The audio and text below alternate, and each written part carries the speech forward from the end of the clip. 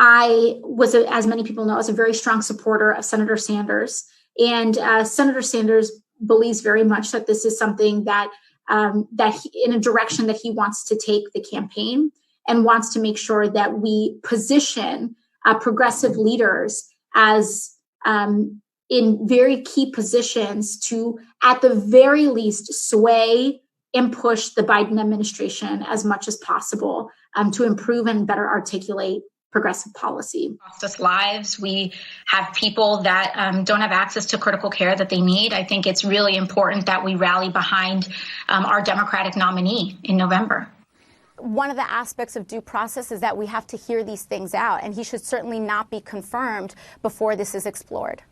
So you think that, do you think an anonymous accusation is enough? You know, I think right now, just the stakes are too high when it comes to another 4 years of Trump. My community especially has been so impacted, and it's, you know, for a lot of communities, this is an issue of life and death. When we talk about process and due process and justice, it must center on the victim. I cannot say what should be done and what should not be done, because what we need to make sure is that there is due justice for the victim in this case. A lot of that depends on if she wants to come forward, if she chooses to remain anonymous. Essentially, the choice that I had was, do I say yes to this in order to get on the table and essentially try to voice people's concerns in this and to let those concerns be known? Or do I say no and walk away and just not be part of this process whatsoever? And I think there are legitimate arguments to be made on either end.